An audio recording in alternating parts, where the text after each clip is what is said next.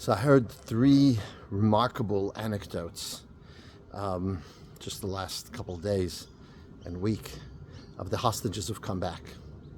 Just today I saw Eli Sharabi, who was interviewed in Israeli TV, and he tells about the terrible, terrible experience he had and how difficult it was and the hardships.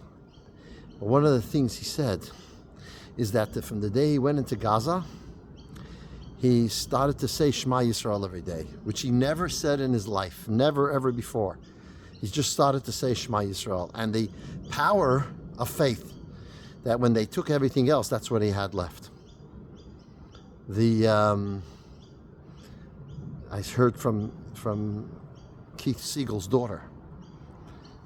She says she was interviewed, and she says her father told him that when he went into Gaza, the first thing he did, every day he would say Shema Yisrael. Every day he started saying blessings on food. Baruch atah Hashem Elokeinu melech haolam borei minei mezonot, which he never did in his life, never before. Not the Shema, not the blessings on food, never. And he started then. And he said that he needed to sense a connection to his Jewishness. And that gave him his connection. And it was so powerful that when he came out of Gaza, and the daughters asked him, what food would you like for the first Shabbos Friday night meal? We're going to make you something special. What would you really like for us to make you? He said, for the first Friday night, I want you to make sure there's a kippah and a kiddush cup. That's what took him. Then I hear that from a colleague of mine from Palm Beach, Florida. He came to Yarden Bibas last week. And they made a Sefer Torah for him, for Shiri and the boys. And he's related to them that when they were taunting him, when Hamas was taunting him, they put out a video, they were taunting him about his wife and kids being killed. At one point they told him, if you convert to Islam, we will make your life much easier. And he says to them, I was born a Jew and I will die a Jew. Didn't say, okay, make life easier, and then once he goes out, he could be a Jew again. No. I was born a Jew, I die a Jew, and it cost him. For 2 days, they didn't feed him. They didn't give him anything. But remarkably, for some reason, this family, this terrible, terrible events that have happened to the Bibas family have touched the nerve of every Jew, and has united the Jewish people in a sad way, but it has united us. It's remarkable that the Torah tells us prior to us reaching Sinai, the Jewish people resided at Sinai, or when we came to Sinai, ki ish echad b'lev echad, like one man with one heart.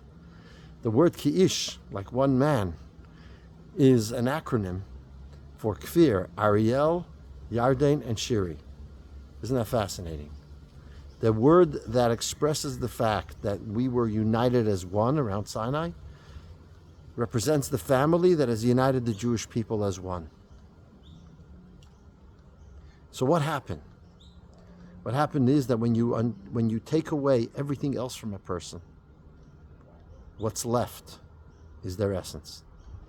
When you have no food, when you have suffering, when you have pain, when you have nothing to aspire to, nothing to look forward to, what do you have left when you look deep inside yourself? Is your emunah, your faith in Hashem, your belief in Hashem, your knowledge that Hashem is the one you put all your hopes and aspirations in. And that's what they did. Even though they were secular completely their entire life. When it came, push comes to shove, the truth of the Jewish soul and the Jewish heart comes to the fore, and they express itself in that way. So what's next? There's the macro question of what Israel's going to do next. But there's the micro. After standing at Sinai, after saying we will do and we will hear, and having the most spiritual experience that has ever happened to any people ever, and we were on a high from this spiritual high experience, God comes to us and say, okay, now got to do it in the nitty-gritty. You want me to continue to reside within you? You've got to take your things, your gold, your silver, your copper, your wool, your all the items, 13, 15 items of your life. And I want you to take that and make a dwelling place for me. And it's going to be very pedantic and very specific. It's got to be this size. It can be bigger, can be smaller. It has to be exactly this size. It has to be limited in this way. And that's where I will reside. God is telling us, I've given you a Torah and I've given you a mitzvot. You want me to reside within you in a revealed way? Just do it. Do the specifics, little things. Those little things will help you have me reside in you, even when things are good, or even when you don't have the pressure and you don't have the even if you're not a hostage in the dungeons of Hamas. Even as you come out, you understand the most important thing of the Shabbos is not what food you're going to have, but to have a kippah and to have a cup. That's what we have, these people. That's what they're inspiring us with. And we should embrace it. This should become who we are. And let us hope and pray that this ushers in a total victory for Israel and true, the revelation of godliness, where then we will have this bond and connection with Hashem in a revealed way to each and every one of us in Eretz Yisrael and Yerushalayim. We will have the ultimate third temple in Jerusalem, where Hashem will reside within us in a revealed way. Shabbos.